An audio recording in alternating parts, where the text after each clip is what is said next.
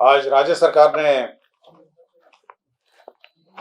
गृह विभाग ने बिहार पुलिस के सुदृढ़ीकरण के लिए पदों का सृजन किया है और सबसे बड़ी संख्या में पदों का सृजन किया है। पहला तो जो ERSS है आपका डायल 112 जो राज्य में चलता है, इमरजेंसी रिस्पांस सपोर्ट स्कीम जो है, सिस्टम है, उसके अंतर्गत 7,808 पदों का सृजन किया है। तो पहला तो प्रथम चरण का 7,808 पदों का सृजन किया, जिसमें पुलिस संवर्ग के एवं गैर पुलिस संवर्ग के बहाली होंगी। इसके अतिरिक्त जो बढ़ती जनसंख्या के अनुपात में आवश्यकता आधारित सीधी नियुक्ति होगी, वो 48,447 पद, और ERSS जो ERS प्रथम चरण की बात हुई थी, उसका द्वितीय चरण 19,288, कुल 67,735 विभिन्न पदों का सृजन होगा। तो ये सबसे बड़ी बहाली होगी 67,735, और राष्ट्रीय औसत के अनुपात में राज्य के आवश्यकता अनुसार यह बहाली होगी। राज्य के जनसंख्या के अनुपात में आज के दिन में 1,04,254 पद हैं, और इसी क्रम में ERSS के 7,808, ERSS के द्वितीय चरण 19,288, जनसंख्या के अनुपात में सीधी नियुक्ति 48,447, कुल 75,543 पद है। तो दोनों को मिला के आपका 75,543 पद हो जाते हैं। 67,735 प्लस 7,808। तो ये सबसे बड़ी बहाली होगी, और ये विभिन्न चरणों में होगी। एक साथ बहाली नहीं होना है, ये विभिन्न चरणों में होना है, जिसमें ट्रेनिंग की आवश्यकता के अनुसार, ट्रेनिंग के कैपेसिटी के अनुसार कितना प्रशिक्षण दिया जा सकता है उसके अनुपात में विभिन्न चरणों में, और साथ ही साथ इसके लिए जो राशि की आवश्यकता है, साधन की आवश्यकता है, उसका भी समय समय पर आंकलन किया जाएगा, और ये सब देखते हुए चरणवार इसकी बहाली होगी। तो एक लॉन्ग टर्म प्लान है ये, मतलब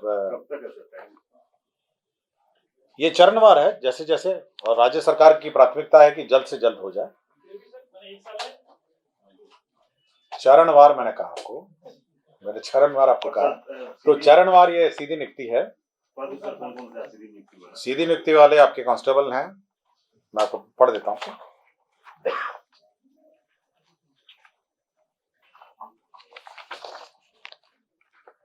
तो उसमें पुलिस निरीक्षक है, अवर पुलिस निरीक्षक है, सीधी वाले तो सिपाही चालक है, सिपाही हैं, हवलदार चालक हैं। सीधी नियुक्ति का मैं एग्जैक्टली पद पढ़ देता हूँ, ब्रेकअप है।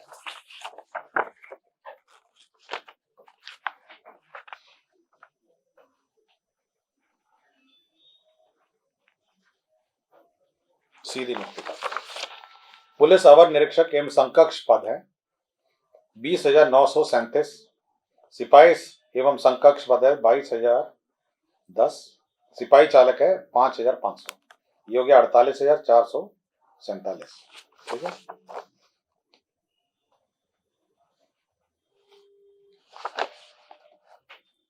और ERSS के द्वितीय चरण वाले पद हैं, उसमें सिपाही है, सिपाही चालक है, और सहायक अवर निरीक्षक है। ये सारे हैं, ये पद हैं जो 19,288 है।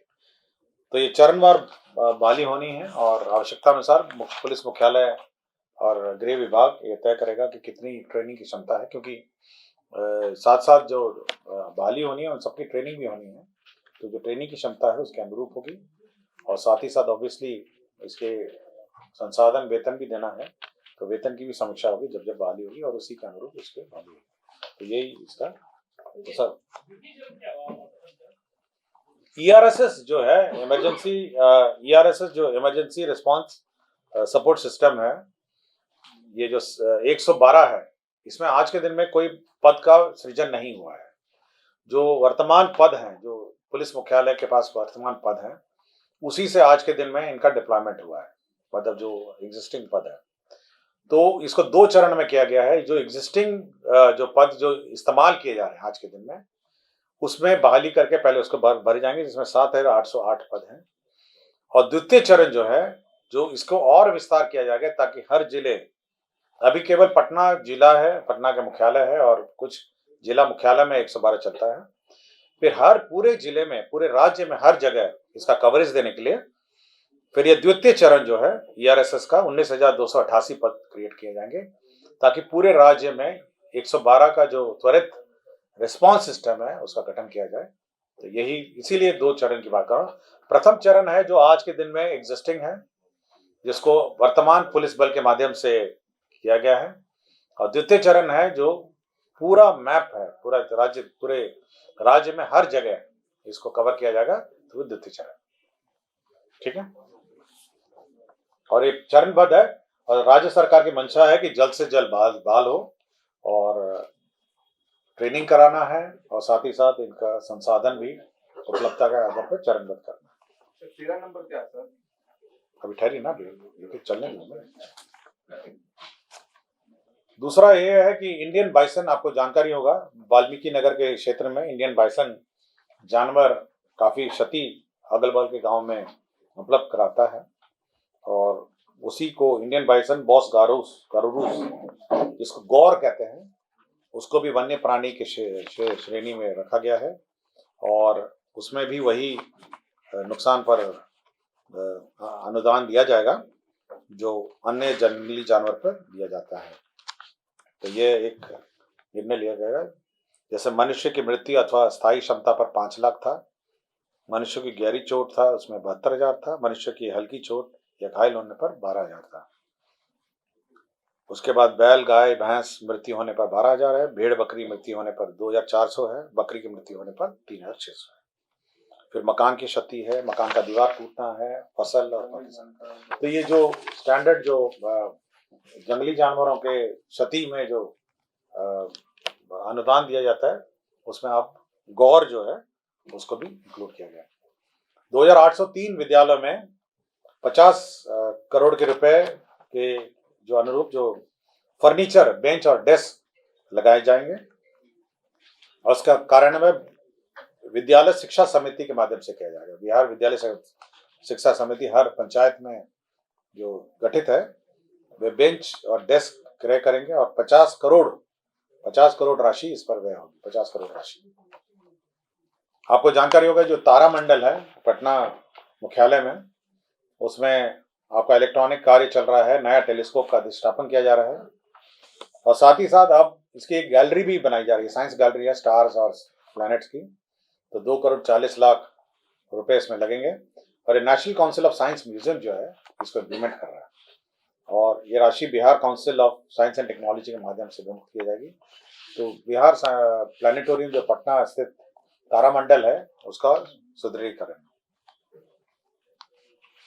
आपको जानकारी होगी जो इकोनॉमिक सर्वे और अन्य जो वित्तीय मामलों में जो रिसर्च किए जाते हैं, वो CPPF लोक वित्त एवं आर्थिक नीति केंद्र स्थापित थी वित्त विभाग के अंतर्गत, और ये आद्री के अंतर्गत ये स्थापित थी। अब आद्री की संस्था से इसको हटा के एक स्वतंत्र इकाई Bihar institute of public finance and policy बनाया जाएगा, एक इंडिपेंडेंट सोसाइटी, और ये आर्थिक जो नीतियां हैं राज्य की उस पर अध्ययन करेगी, समीक्षा करेगी और सुझाव देगी। ये वित्त विभाग के अंतर्गत ये सोसाइटी होगी, और इसके अध्यक्ष जो होते हैं वो अपर मुख्य सचिव, प्रधान सचिव वित्त विभाग रहते हैं, और इसका बोर्ड रहता है, इकोनॉमिस्ट रहते हैं। तो एक महत्वपूर्ण ये केंद्र रहेगा, और इकोनॉमिक सर्वे जो है यही संस्था गठन करती है। इकोनॉमिक सर्वे है और अन्य आर्थिक नीति पर रिसर्च। निबंधन कार्यालय है, उसका पुनर्गठन हुआ है। परसा, सोनपुर, पूर्णिया, बनमक्खी, समस्तीपुर, दलसिंह सराय, रोसड़ा, बीटा और दानापुर, इसका क्षेत्र का पुनर्गठन किया गया है इन निबंधन कार्यालयों का। यह मद्य निषेध उत्पाद एवं निबंधन विभाग का प्रस्ताव था।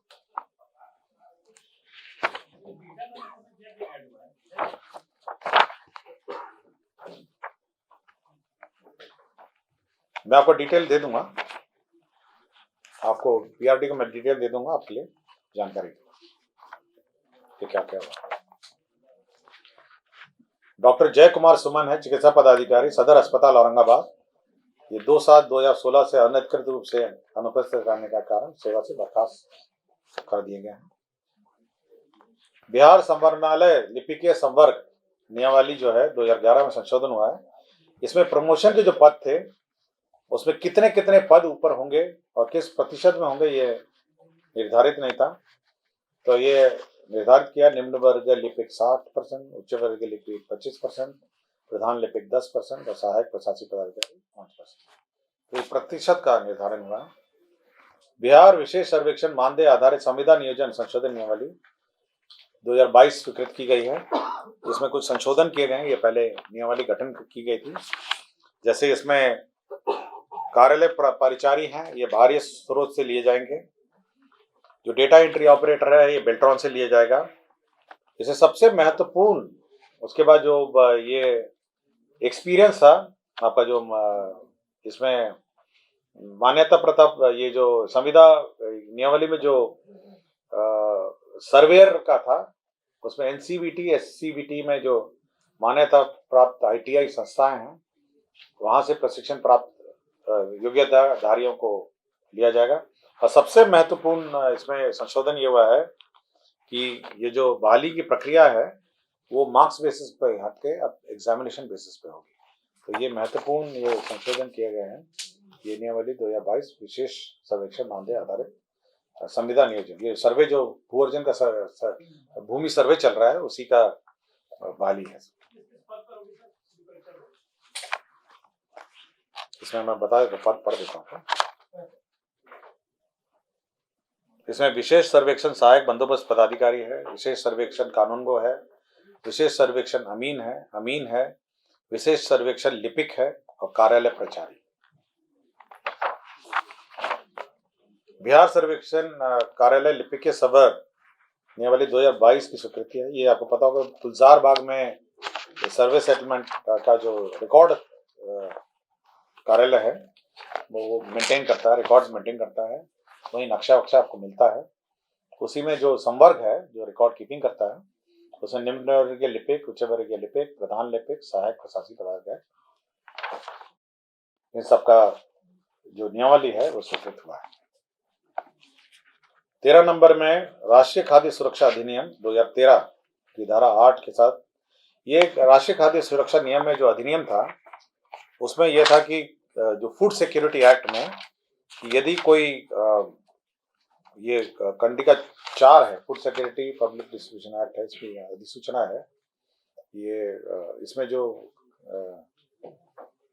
Allowance food security allowance rules है 2015 है, उसके रूल 4 में यदि कोई food grain non supply of food grain किसी की गलती से नहीं होता है तो उसको अलाउंसेस देने का प्रावधान है।